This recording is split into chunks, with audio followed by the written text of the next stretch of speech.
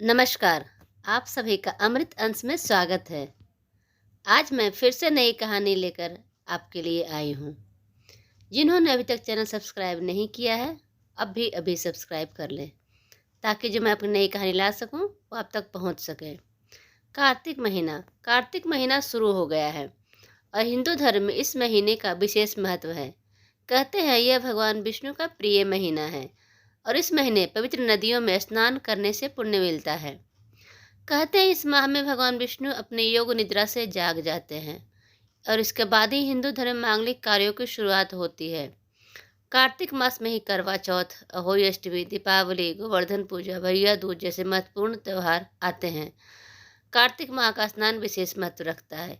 यदि आप नदी में स्नान नहीं कर सकते तो नहाने के पानी में गंगा जल मिलाकर उसमें स्नान करें। जो व्यक्ति कार्तिक स्नान करता है उसे पुण्य फल प्राप्त होता है। साथ ही इस दौरान स्नान के बाद पूजा करनी चाहिए और साथ में कहानी भी सुननी चाहिए। कार्तिक मास की कथा। एक नगर में ब्राह्मण दंपति रहते थे और वो दोनों प्रतिदिन 7 कोस दूर गंगा व यमुना नदी में स्नान करने जाते थे। इतनी दूर आने जाने से ब्राह्मण की पत्नी थक जाती थी। इसीलिए एक दिन उन्होंने अपने पति से कहा कि हमारा पुत्र होता तो कितना अच्छा रहता। पुत्र की बहू आती तो हमें घर वापस आने पर खाना बना हुआ मिलता और बहू घर का काम भी करते थे। अपनी पत्नी की बात सुनकर ब्राह्मण ने कहा, तू सही कह रही है, चल मैं तेरे लिए बहू ला ही देता हूँ। ब्राह्मण ने कहा कि एक पोटली में आटा डालकर कुछ मोहरे रख दे। ब्राह्मण के कहे अनुसार उसने पोटली बांधकर पोटली ब्राह्मण चला गया। ब्राह्मण के सफर के दौरान यमुना के किनारे बहुत ही सुंदर लड़कियां दिखाई दी। वे रेत में घर बनाकर खेल रही थी। उनमें से एक लड़की ने कहा कि मैं अपना घर नहीं बिगाड़ूंगी, मुझे तो रहने के लिए घर चाहिए। लड़की की बात सुनकर ब्राह्मण मन में सोचने लगा कि बहू बनाने के लिए यही लड़की उचित है। ये लड़की जब वो लड़की जाने लगी तो ब्राह्मण भी उसके पीछे पीछे उसके घर तक पहुंच गया और वहां जाकर ब्राह्मण ने उस लड़की से कहा, बेटी कार्तिक मास चल रहा है इसलिए मैं किसी घर खाना नहीं खाता, मैं अपने साथ आटा लेकर आया हूँ। तुम अपनी माता से पूछो कि आप मेरे लिए आटा छान कर 4 रोटी बना देंगी। यदि वह मेरी आटा छान कर रोटी बनाएंगी तो ही मैं रोटी खाऊंगा।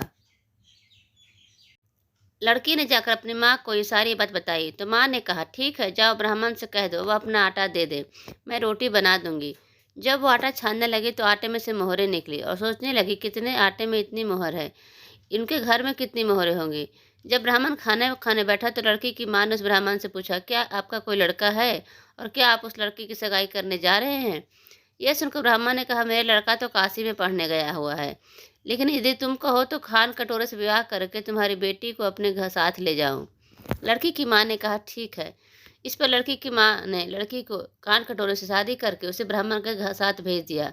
ब्राह्मण ने घर आकर कहा, रामू की माँ दरवाजा खोलकर देख, मैं तेरे लिए बहू लेकर आया हूँ। ब्राह्मण की पत्नी भीतर से ही बोली, हमारा तो कोई बेटा नहीं है तो बहू कहाँ से लाए। दुनिया ताने मारती थी कि अब आप भी ताने मारने लगे। ब्राह्मण ने कहा, तू दरवाजा खोल कर तो देख। जब ब्राह्मण की पत्नी ने दरवाजा खोला तो देखा कि सामने बहू खड़ी है। उसने बहू का स्वागत किया और आदर सत्कार से अंदर ले गई। अब जब ब्राह्मण अपने पत्नी के साथ नदी स्नान करने जाता तो पीछे से बहू घर का सारा काम करके खाना बनाकर रखती थी। वह उनके कपड़े धोती और रात को हाथ पैर भी दबाते थे। इस तरह बहुत दिन बीत गए। ब्राह्मणी ने अपने बहू से कहा कि बहू कभी भी चूल्हे की आग बुझने मत देना और मटके का पानी खत्म मत होने देना। परंतु एक दिन चूल्हे की आग बुझ गई। यह देखकर बहू घबरा गई और भागी भागी अपने पड़ोसन के पास गई। कहा कि मेरे चूल्हे की आग बुझ गई है, मुझे थोड़ी आग दे दो। मेरे सास ससुर स्नान करने गए हुए हैं, वह थके हुए घर आएंगे, इसलिए मुझे उनके लिए खाना बनाना है। यह सुनकर पड़ोसन ने कहा कि तू तो बावली है, तुझे यह दोनों मिलकर पागल बना रहे हैं, उनका कोई पुत्र नहीं है, ये निसंतान है। बहू ने कहा, नहीं ऐसा मत बोलो, इनका बेटा तो बनारस काशी में पढ़ने गया हुआ है। इस पर पड़ोसन ने कहा कि तुझे झूठ बोल कर लाए हैं, मेरी बात सच मान, इसमें इनका कोई बेटा नहीं है। अब बहू पड़ोसन की बातों में आ गई। पड़ोसन को करना क्या है, वह जब तुम्हारे ससुर ससुर आए तो जल्दी ही रोटियां बना कर देना और बिना नमक की दाल बना कर देना, खीर की कलछी दाल में और दाल की कलछी खीर में डाल देना। पड़ोसन ने अच्छे से सिखा पढ़ा दिया। फिर जब उनके सास ससुर घर आए, उसने आदर सत्कार किया और ना ही उनके कपड़े धोए। जब उनके सास ससुर खाना दिया तो सास बोली, बहू आज ये रोटियां जली हुई क्यों है और दाल भी अच्छी नहीं है। तब बहू ने पलटकर कहा कि एक दिन ऐसा क्या खाना खा लो जो कुछ बिगड़ नहीं जाकर तुम्हारा। सास ससुर के खरी खोटी सुनाकर वह फिर से पड़ोसन के पास गई, बोला कि अब आगे क्या करना है। पड़ोसन ने कहा, अब तुम सातों कोठों की चाबी मांग लेना, अगले दिन जब भी स्नान करने के लिए जाने लगे तो बहू अड़ गई, मुझे तो सातों कोठों की चाबी चाहिए। तब ससुर ने कहा, इसे चाबी दे दो, और सास ने अपनी बहू को चाबी दे दी। सास ससुर के जाने के बाद जब बहू दरवाजे ने खोले, देखा कि किसी में अन्न भरा हुआ है तो किसी में धन भरा हुआ है, किसी कोठे में बर्तन पड़े हैं। जब उसने ऊपर वाला सातवां कोठा खोला तो देखा कि शिव जी, पार्वती माता, गणेश जी, लक्ष्मी माता, पीपल, पथवारी, कार्तिक के ठाकुर, राय दामोदर, तुलसी जी का बिड़वा, गंगा यमुना और 33 कोटि देवी देवता विराजमान हैं। वहीं पर एक लड़का चंदन की चौकी पर बैठा माला जप रहा है। जब उसके सास ससुर घर आए तो उसने उसका आदर सत्कार किया और प्रेम पूर्वक खाना खिलाया और हाथ पैर दबाने लगी। पैर दबाते दबाते बहू ने कहा कि माँ, आप इतने दिन गंगा यमुना स्नान करने के लिए जाती हैं तो आप थक जाती हैं, इसलिए आप घर पर ही स्नान क्यों नहीं करती। यह सुनकर सास कहने लगी कि बेटी, गंगा जमुना घर में तो नहीं बहती। तब उसने कहा, माँ जी, बहती है, चलो मैं आपको दिखाती हूँ। जब बहू ने सातवां कोठा खोलकर दिखाया तो उसमें शिव जी, पार्वती जी, गणेश जी, लक्ष्मी जी, पीपल पथवारी, कार्तिक के ठाकुर जी, राय दामोदर, तुलसी जी के बिड़वा, गंगा जमुना बह रही है और 33 कोटि देवी देवता विराजमान है। वही चौकी पर बैठा एक लड़का माला जप रहा है। माँ ने उसे देखकर कहा, बेटा तू कौन है। लड़का बोला, माँ, मैं तेरा बेटा हूँ। तब ब्राह्मणी ने पूछा, तू कहाँ से आया है। लड़के ने जवाब दिया कि मुझे कार्तिकेय ने भेजा है। माँ ने कहा, बेटा, यह संसार कैसे मानेगा कि तू मेरा बेटा है।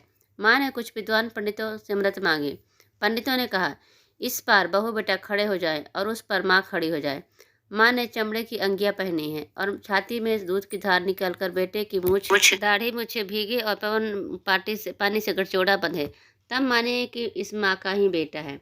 उसने ऐसा ही किया। चमड़े की अंगियां फट गई और छाती से दूध की धार निकालकर बेटे की दाढ़ी मूछ भीग गई।